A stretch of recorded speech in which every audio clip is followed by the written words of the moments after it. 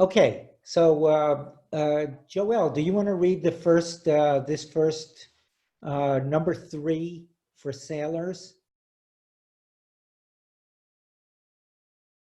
Sorry, I had to unmute. Yeah. For sailors, once in 6 months, these are the words of Rabbi Eliezer. Well, Rabbi, basically, that basically just to so you understand where that's coming from. Um, Sailors are supposed to come home and have sex with their wives at least once every 6 months. Just, I mean, it's sort of out of the blue, but you should know that they were very conscious of how people's professions affected their marital lives. That's why Jonah was determined to get out of the whale. That's right. And they were very, you know, they were very strict on a man fulfilling his marital duties to his wife. But it depends what his profession was, obviously. So, the Mishnah on that actually says that students can leave their homes and travel in order to learn Torah without their wife's permission for up to 30 days. So if you're going to study Torah as a student, even without permission, you can go for 30 days without your wife's okay.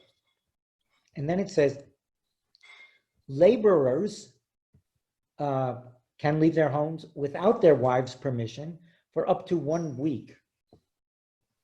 So if they have to travel, they have to make sure that they're going to be back in a week's time. After all, it's not like they're studying Torah, they're just working. And then it says that men of leisure, that is, people who don't work, must engage in marital relations every day. Laborers are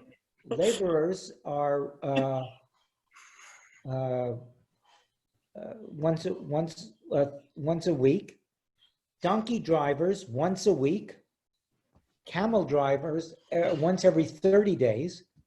Sailors once every 6 months, which is where we're right here. Sailors once every 6 months. These are the words of Rabbi Eliezer. Okay, Joel, can you continue? Sure, although I think you, Sandy must have paid you to say some of this. A man of leisure here. Rabbi Baruna stated in the name of Rab, the halacha follows Rabbi Eliezer. So that's the rule is the rule is according to Rabbi Eliezer, what he said. Okay. Rabbi Ada Vahaba, however, stated in the name of Rab, this is the view of Rabbi Eliezer only, but the sages ruled, students may go away to study Torah without the permission of their wives, even for 2 or 3 years. Okay, so Rabbi Ada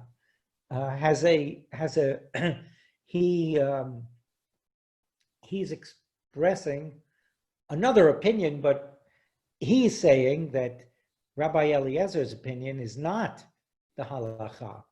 He's saying the opinion is that if you're going to study Torah, it shouldn't just be for 30 days. It should be for 2 or 3 years. So it's quite a different halacha as far as students go. Okay, go ahead. Rabbah stated, the rabbis relied on Rabbi Ada Avahaba and act accordingly at the risk of losing their lives. Thus, Rabbi Rehumi, who was frequenting the school of Rabbah at Mahuza, used to return home on the eve of every Day of Atonement. On one occasion, he was so attracted by his subject that he forgot to return home. His wife was expecting him every moment, saying, "He is coming soon, he is coming soon." As he did not arrive, she became so depressed that tears began to flow from her eyes. He was at that moment sitting on a roof. The roof collapsed under him and he was killed. How often are scholars to perform their marital duties? Rab Judah, in the name of Samuel, replied, every Friday night. Okay, you know, at the end, they put that little coda on for, you know, for most people, every Friday night. You know, it's a double mitzvah on Shabbos. That's how we kind of say that, especially on Shabbos. Even if during the week you're busy with your studies, you should make sure that on Friday night you have relations with your wife, with your husband. Okay, so, but now they're saying that this view of Rabbi Ada bar Ahava is a dangerous view. And to make it clear how dangerous it is, they talk about this one rabbi whose name is Rachumi. Rachumi in Aramaic, really. I mean, you know the word anyway. Rachamim is compassion, loving kindness. So, ironically, his name is loving kindness. I suspect that in this Midrash, they probably made up the name Rachumi because nowhere in rabbinic literature does Rav Rachumi ever appear. So this is his only appearance, is right here. And as you can see, it's very brief. But he apparently went to the school of Rabbah at Machuza. Well, Machuza was a very well-known Talmudic academy, a yeshiva in Babylonia. And he went there and he studied. It doesn't say how long he was there exactly, but it does say that he made a point of coming home every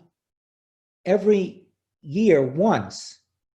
And it's particularly interesting the day that he chose to come home. Why did he choose to come home the day before yesterday, the eve of Yom Kippur? Why would they put in that was the particular day that he chose to come home? And you can unmute yourself if you have a thought about why. Because he couldn't have sex that night. Okay, so one thing for sure we know is that was a day that he couldn't have sex. So let's keep that in mind as one possibility of the reason that they mentioned specifically that was the day that he chose to come home. So on one occasion, obviously, he got so involved that he just forgot to come home, and his wife cried. She cried because of that, and of course we see what happens. He happened to be sitting on the roof contemplating a section of Talmud, and the roof collapsed and he was killed. Now we know why he only appears once. Exactly. As I say, very briefly. Okay, so why did that happen? What is this Midrash telling us that this is what happened to Rav Rachumi, the rabbi who is called the compassionate, Mr. Compassionate, Mr. Loving Husband, Rachumi? It seems to be dangerous not to obey this particular commandment. Why? procreation, presumably? Maybe, maybe procreation, but on the other hand, clearly this particular Mishnah has nothing to do with procreation, because they're talking about every Friday night. They're talking about every night if you really have the time for it. So it's beyond procreation. If it was So a happy procreation- marriage? What? A happy marriage? Well, yeah, a happy wife. A happy wife for sure. To keep your wife happy. It's a requirement that you do these things. And his wife in particularly, is singled out for an interesting way. Now, we know that on the eve of Yom Kippur, one is not supposed to have marital relations. That's one thing you abstain from. So what do we learn about her from this little detail about Rav Rechumi's wife? What can we learn about her by that detail, that he came home every year on the eve of the Day of Atonement? She loved him. She wanted him home even though he couldn't make love to her then. No, she was not asking for a lot. She was not asking for a lot. She wasn't even asking him to share himself with her in that intimate way. All she wanted was to be with him, even if he wasn't eating, if he was going to be in services the whole day praying, and certainly not having sex with her. So she was not looking out for her own. She was not being greedy in terms of what she wanted to be happy as a wife. She was asking for what you would consider to be the bare minimum. Just come home so I can see you. And even that, he failed to do. He did not come home. And she cried. And because of her tears, he was killed. He was punished. He was punished for not doing even this little itsy bitsy thing to make his wife happy. Rav Rachumi, the one who is supposed to be the one who is a loving wife. But wasn't she punished too because he didn't come home and he wouldn't be coming home anymore? So wasn't it a punishment for her as well? Well, I mean, that's a good question. I mean, was that an appropriate punishment in this case? That he should die because It was too harsh. It was too harsh a punishment, Dan? Yeah, it was Okay. too harsh. And why was I also have a question. When was the ketubah constructed? Because one of the things that impressed me about the ketubah over 50 years ago was that in it there's a statement that a man must take care of his wife sexually. Correct. When was the ketubah written? Well, it's in Aramaic. It's had to be early, maybe 2nd, 3rd century. It's an early document. Common Era or BC? Common Era. Common Era. Okay. Okay. Yeah, around. It's probably Mishnaic or Talmudic. The origins of the ketubah, but the clause in there that has to do with marital relations in the ketubah, obviously this is actually detailing it, because marital relations differ. It depends on what your profession is and what the possibilities are. Obviously, if you're a student studying far away from home, in this case, he was in Babylonia. They're very, they're very lax. You can fulfill them very rarely, but for other people more frequently. So marital relations sort of depends. So if we agree that this was a harsh punishment for Rav Rachumi for not fulfilling his marital obligations, then the question becomes, well, why, what is the purpose of this midrash? And why the harsh punishment that is meted out? And why the exaggeration of having him coming home And the dafka on chickens over Erev here. Yom Kippur? I have chicken. No, first, Any thoughts about that? did you put soy sauce on? And you have to mute yourself, else we get soy sauce on our midrash. It's a salty, I know it's a salty midrash.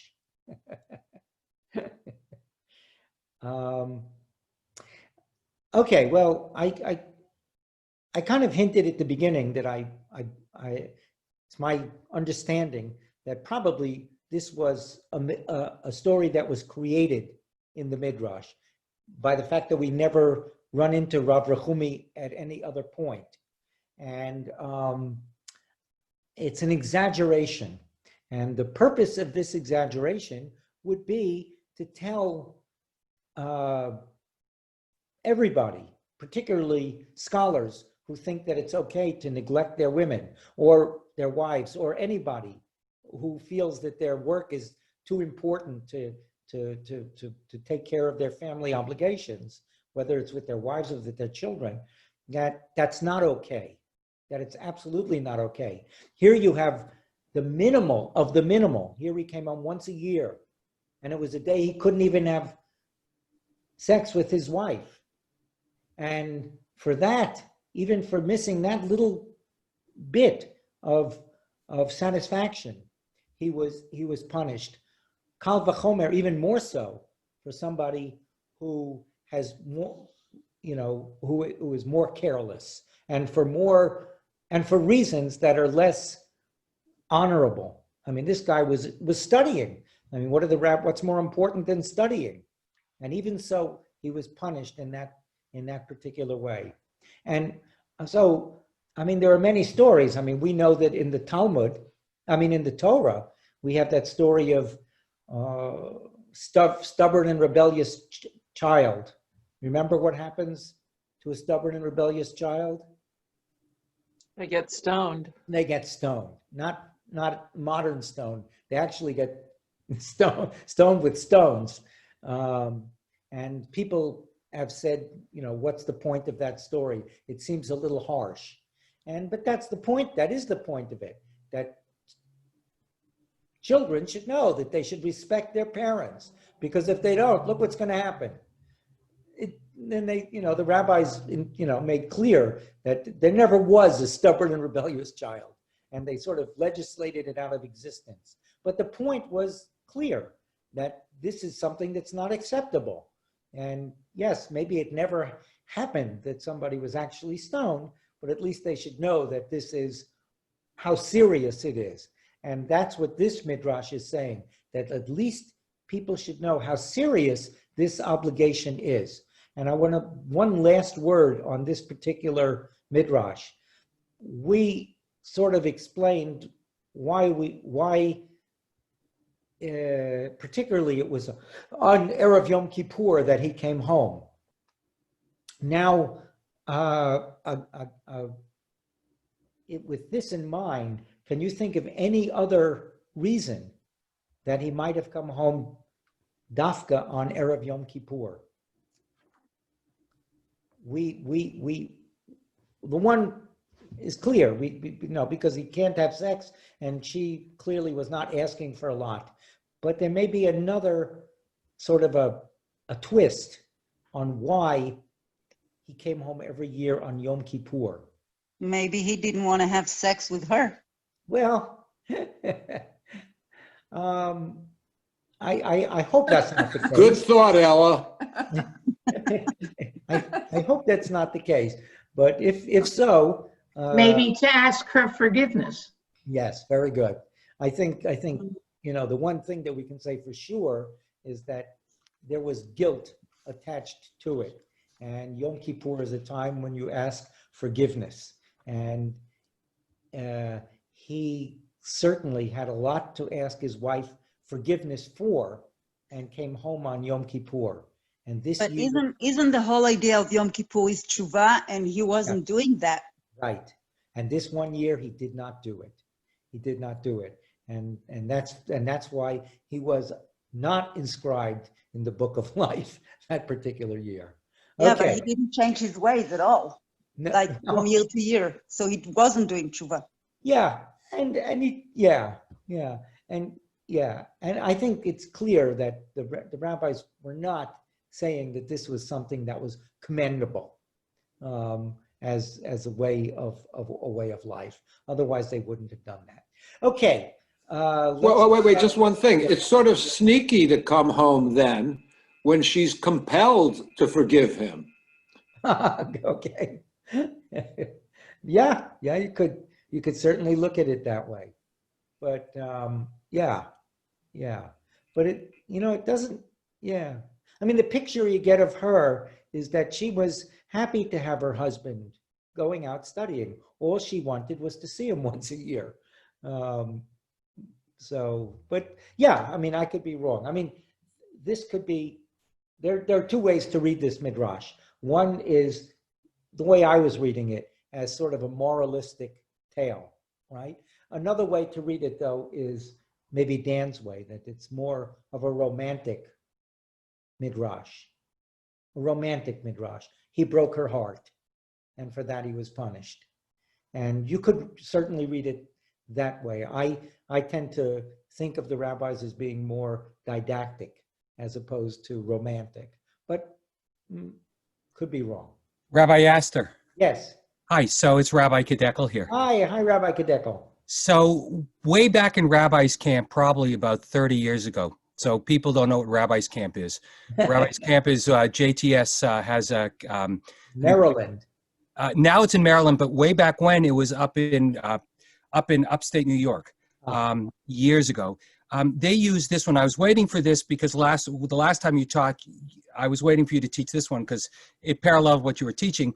We were taught lo tonu ish et amito, that you shouldn't do a wrong to another person, and right afterwards it says ani Adonai, and that therefore that you have to know that doing something wrong to anyone, especially to someone who's waiting for this, for the husband to come home, is something that God himself or herself, depending how people use the verbiage today in our congregation, despises and is very upset when people don't understand that you have to deal with people with respect. And if you don't, then the punishment that happens is far beyond what you might expect. So that's what we were taught at Rabbi's camp many years ago. I just wanted to add that piece. Good point. So his sin here was not just against his wife. That is correct. And it was against God on Yom Kippur. And Yes. therefore, because it was against God on Yom Kippur, his wife clearly cried, but God didn't forgive him because he broke her heart, Yes. which goes back to what you were saying. Yes, excellent. Thank you. Rabbi Camp, yes. God bless Rabbi Camp. Okay, let's look at Midrash number 4 about a woman in Sidon. I can't see everybody who's there. Dan, would you like to read this one, or is your mouth full? Rabbi, how could my mouth be full? My chopsticks have paused. Okay, good. Rabbi Idi said there was a woman in Sidon who lived 10 years with her husband and had borne no child. Let me just mention that Sidon is Chutz la'aretz. That's where Sidon is. It's Chutz la'aretz. It's outside of Israel. It's probably on the coast, maybe sort of Lebanon up in that area, but it's not. It's Lebanon. Pardon? Lebanon, on the Okay. coast of Lebanon. So Yeah. a Phoenician town? Yeah, up up north. It's far away. Yeah. Okay, go on.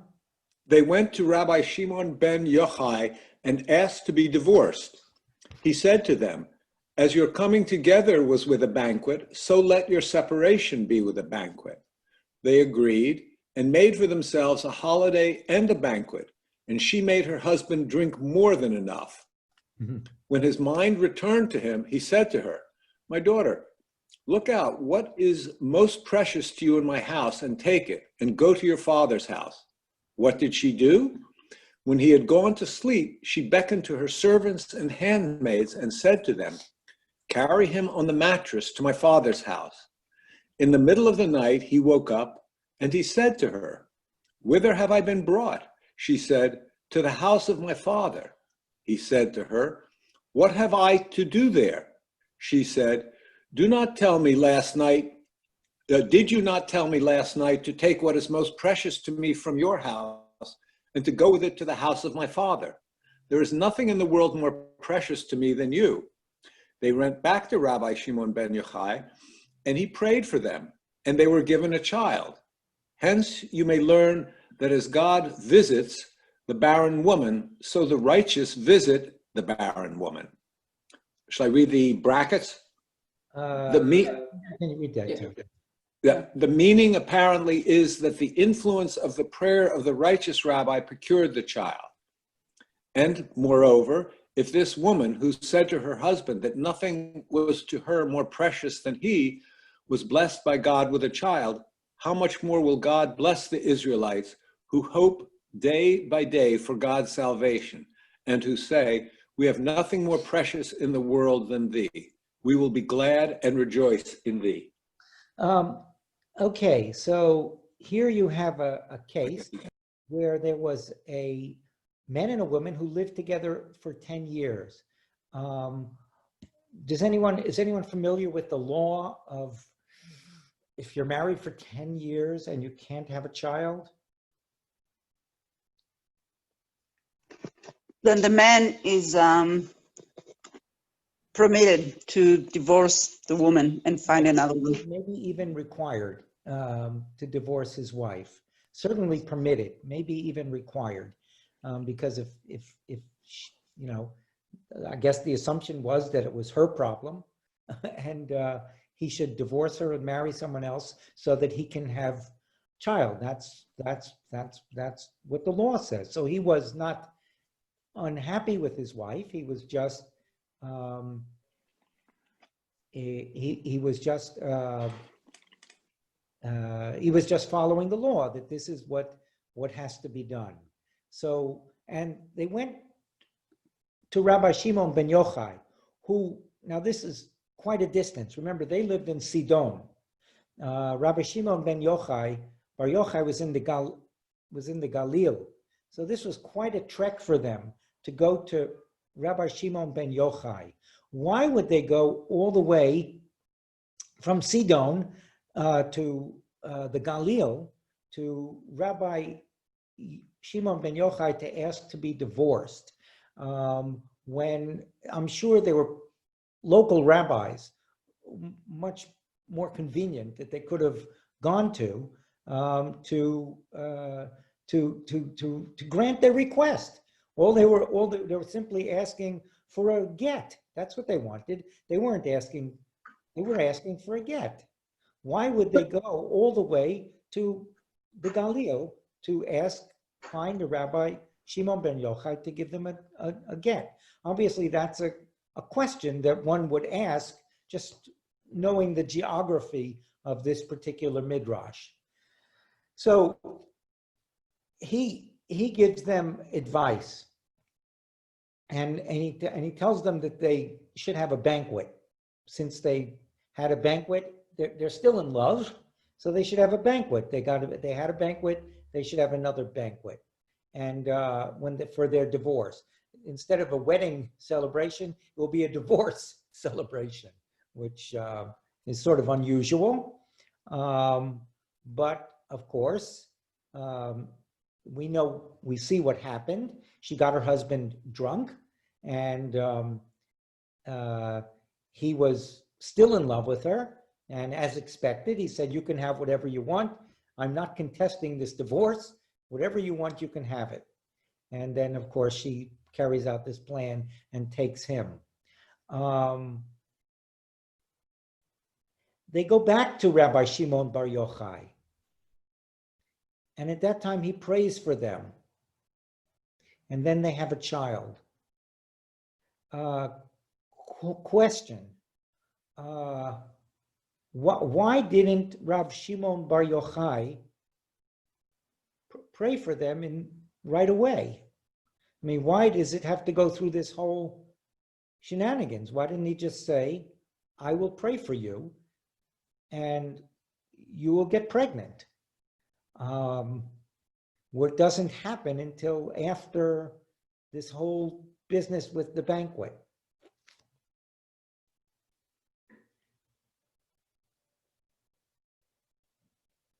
Any thoughts? Because she got him drunk and they had sex. Maybe That was my he thought. didn't know that you had to have sex to have a baby. There truly might be something. There's truly might be something to that. So, if there actually is a case in rabbinic law, and I can't quote where, Rabbi Astor, of a man who came to the rabbis at 10 years, and he said, I can't have sex with my wife because she's got the biggest schnoz you could ever imagine. And the end result was it's the same kind of story as this one, where he said have a banquet first, and then we can discuss later. So same kind of thing. He didn't say have a nose job? In those times, there was no such things as a nose job. Well, but I think there is something to what, I don't know, was that Ramana you said something about? Yeah, that's me. Yeah, I mean, I think implied in this is that, I don't know, how many of you saw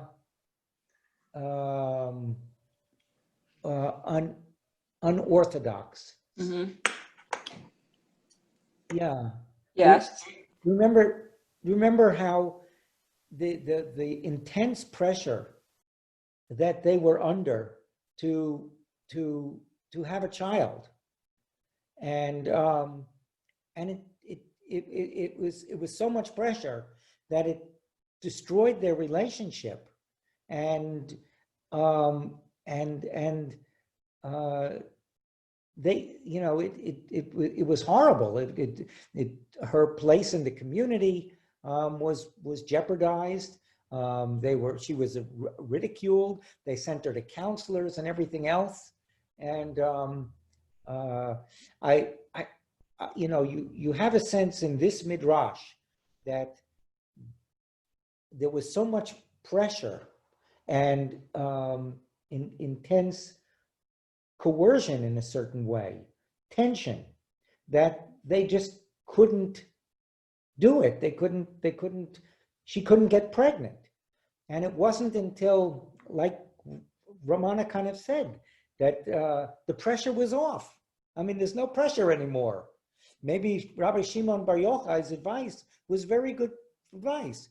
Sure, you can get divorced. Just have this party. So no pressure anymore. You know, have this party, get drunk, whatever, celebrate. No pressure anymore. And lo and behold, they say here that she got pregnant because of the prayers of the rabbi, but we might think otherwise, that the rabbi's advice was really what was necessary. No pressure. The divorce is on. You can get divorced whenever you like, but in the meantime, go and have a good time. Go and have a good time. And for once, they would, in their lives, they would have sex without any pressure. And lo and behold, she got pregnant. I wonder if that's analogous to a phenomenon. And Ramana, I don't know if the statistics hold out, but the number of people who adopt a child and then have a biologic one seems to be greater than one would expect from the time that they had been trying to conceive. Now, is that so, Ramana? Do you know anything about that?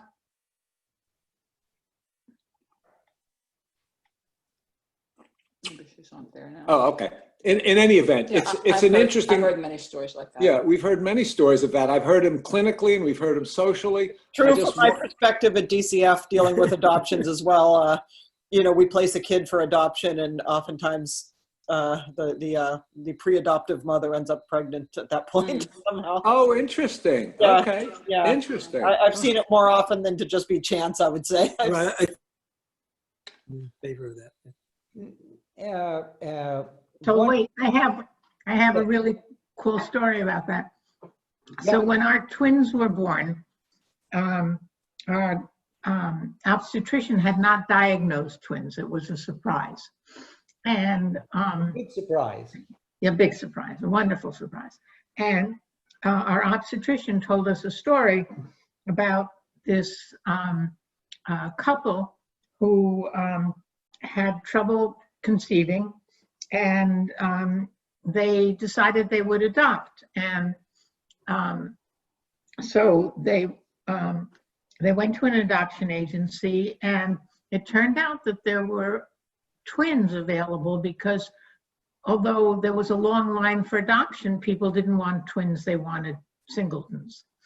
So they got the twins fairly quickly, and they were so busy taking care of the twins that they didn't realize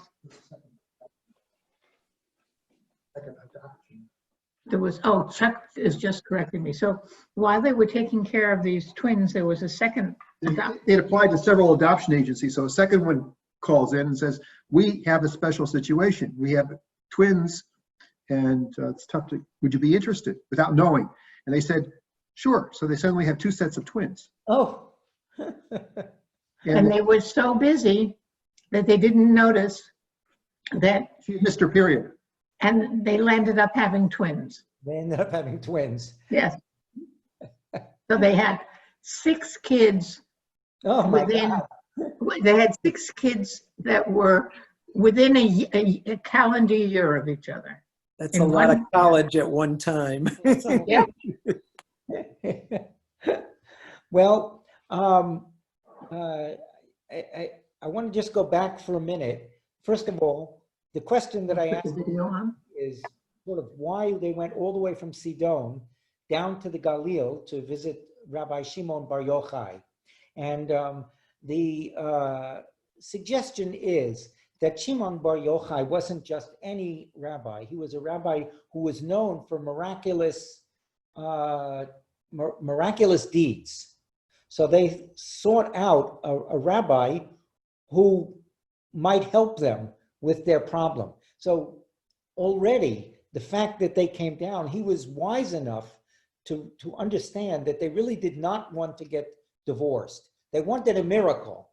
They didn't want to ask for a miracle because maybe that's not something that you do.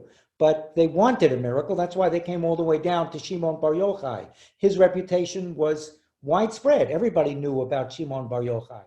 The fact that they came to him already suggests that they were hoping not to get divorced. So he wasn't going to rush into a divorce. Another little wrinkle in this is sort of the hint, but again, this might be assuming too much, that perhaps she was in some sort of collusion with Shimon Bar Yochai, and that this was actually a planned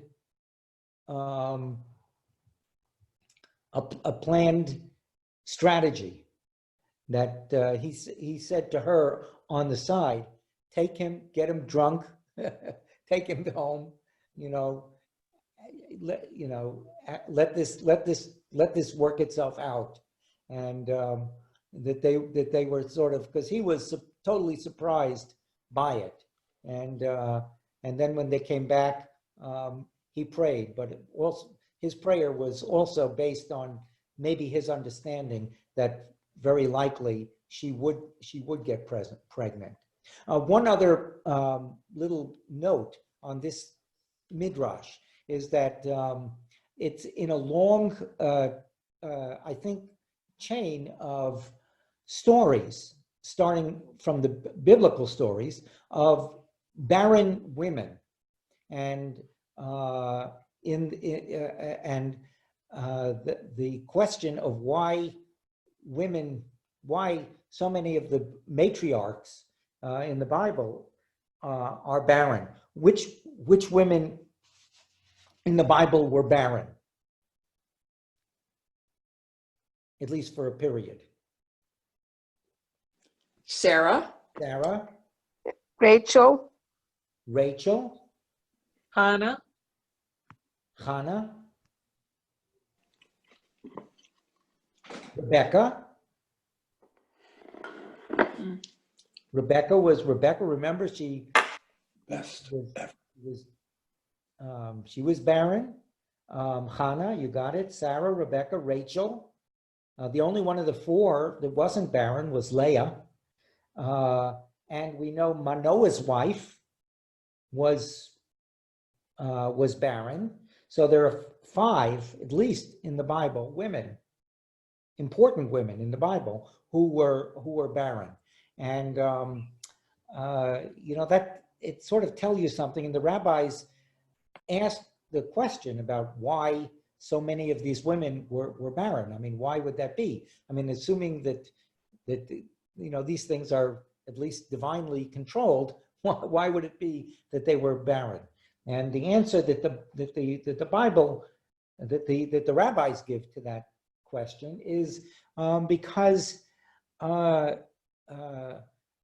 God loves to hear the prayers of these women, and if they're barren, then they say their prayers with full sincerity, and God loves. that's mean. That's mean. Not a very nice I God. agree. I don't agree. like that. I don't. That's a very bad God. What was Try something else, Rabbi. So maybe the idea is more in the sense that it was a very common thing, and even these righteous women. So anybody who is barren should not think that they're being punished by being barren, by having a difficult time getting pregnant. That even Sarah, Rebecca, Rachel, Hannah, all of these people had trouble getting pregnant, and they are clearly righteous, good women. They are our matriarchs.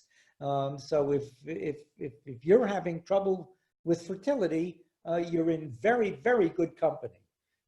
So that would be another way to look at it.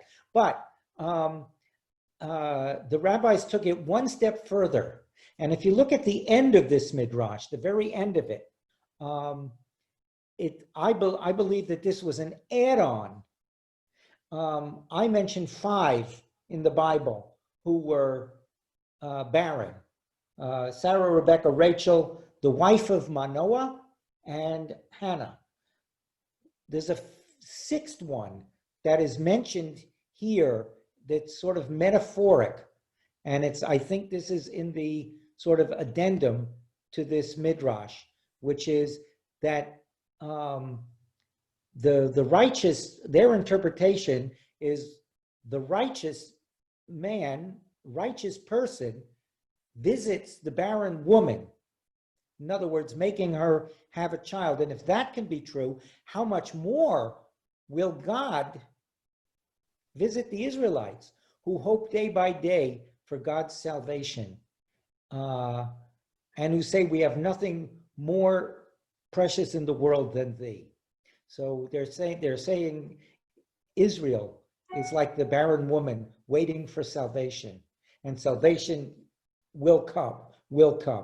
So Israel would be number 6 in the list of barren women who are waiting for their redemption. Anyway, that's the addendum to this Midrash. I want to look at one more, and I'd like to look at this one, number 6. Let's see. Rena, can you read this one? Ahaz said, "There is a good story of a man who kept on selling his household goods and drinking wine with the proceeds. Said his sons, 'Our father will leave nothing for us.' So they plied him with drink and made him drunk, and took him out and placed him in a cemetery. Wine merchants passed the gate of the cemetery, and hearing that a seizure for public service was to take place in the province, they left their loads within the cemetery and went to witness the uproar in the province. The man, waking up from his sleep and seeing a skin bottle above his head, untied it and put it in his mouth. 3 days later, his son said, 'Should we not go to see what father's doing?' They went and found him with the wineskin in his mouth. They said, 'Even here has your creator not forsaken you. Seeing that he has given you wine, we do not know what we should do to you.' They made an arrangement among themselves that the son should drink and should in turn provide him with drink. One son, one day." It's a very odd kind of a story. Obviously, his sons wanted to do something that would shock him out of his addiction, and they couldn't think of anything more shocking to do than to put him to sleep in a cemetery. And he woke up with all these tombstones around him. It would wake him up, and he'd say, "Oh my God, I'm killing myself and I'm killing my family. What am I doing?" And he would never drink another glass of wine ever. But of course, these people, these merchants, these smugglers were coming, or merchants were coming by, and they wanted to avoid paying taxes. Everybody tries to avoid paying taxes these days, right? So they hid their wine so that the tax collectors wouldn't see it. And when he woke, they didn't see him. It was at night, and he saw this skin, and he opened it up, and he sat there for 3 days, getting more drunk than ever. Finally, after 3 days, his sons came back, and they said, "What are we going to do? Trying to scare him is not going to work. Obviously, God doesn't want him to be cured of his addiction. So we'll handle it in our own way." But I mean, it's an important story, I think, for our time. This particular little incident and dealing with family and family addiction. So what is this story actually saying in its own little sort of allegoric way about someone in the family who is an addict? Maybe it's saying that if you keep them close and don't make them feel alienated and give them, a certain amount of the substance that they're addicted to, maybe that is a more humane way of approaching it. Yeah, maybe even more than humane. Maybe it's actually a more effective way of approaching it. I mean, what a lot of, the whole idea of tough love, I suppose, is, the only way to do it is eventually just kick them out of the house and say, "Look, you're on your own." And how often, I don't know. How often does that turn out good? I think it's. You go, Dan. Good. I think it's also maybe saying that if somebody's not ready to change, then they're not ready to change. And then what modern medicine talks about is what's called harm reduction. Ah, yes. You want to explain that? It's also kind of like establishing your own methadone clinic because, this way he wasn't going out and selling the household goods. They were supplying him and he could be more productive and not take all their future endowments or whatever. Yeah. Right. I think methadone is a very good is a very good analogy, because they're saying that we have to help him with his addiction, because I mean, we could say, well, it was, throwing him out and leaving him for 3 days was pretty heartless thing to do, and obviously they were desperate enough to do that, but this is saying that even that this person who is an addict is still a human being, is still someone who has value, who has worth. That's how they say, even your creator has not forsaken you.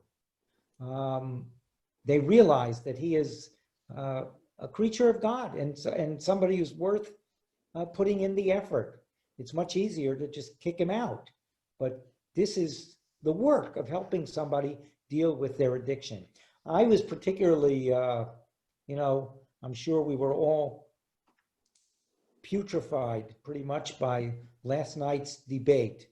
But to be honest with you, the part that was the worst part of all to me, I guess everybody has their own bugaboos, was when he started going after Joe Biden's son, calling him a drug addict. And this was a way of shaming Joe Biden, that his son was a drug addict. And Biden said, I'm very proud of my son. He's struggled with his drug problem, and he's overcome his drug problem. He's dealing with his drug problem. And it was the clearest case last night of human versus inhuman. I think Joe, really, that really bothered me, that he would take something as, a drug addiction and turn it into a mark of shame for the father of the drug addict. It was pretty sad. Well, I know it's getting to 7:30. There's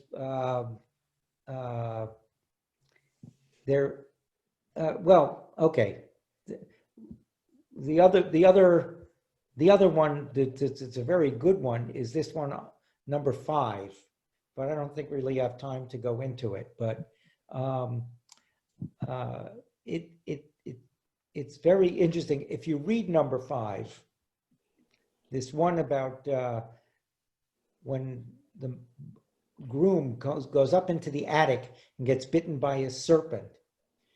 Keep in mind, the thing that's not said here is that snakes, this is about a wedding celebration, and everyone's drinking, and the groom goes up to the attic to get wine, and he gets bit by a serpent. Snakes don't live in attics, they live in basements. So the idea that there was an attic, there was a snake in the attic is a clue to understanding this particular Midrash. Snakes are not in the attics. Snakes are in basements. And so the snake was not naturally there, was there for a particular purpose. And also the snake itself has great symbolism, as you know, the serpent in Jewish literature. Anyway, it was nice getting together with you all. Thank you. And I wish you all a Shana Tova. And Same to you. Thank you. Shana Tova. Thank you so much, Rabbi Astor, for doing this. It was really interesting. And Rabbi Rabbi. Astor, I just want to say, yes, studying together with you over the past 2 times, sometimes muted and not muted and without video on purpose, I just want you to know, now I know why the congregation loves you as much as they do. You really have reconnected with our community in a beautiful way, though I know you play tennis and other things with certain people. But I just want you to know that that everyone adores you for who you are, and your participating really helps our community in continuing to be who we are, and a lot of it has to do with you. Thank you. That's very So, kind. well said, Rabbi, well Thank said. you, Rabbi.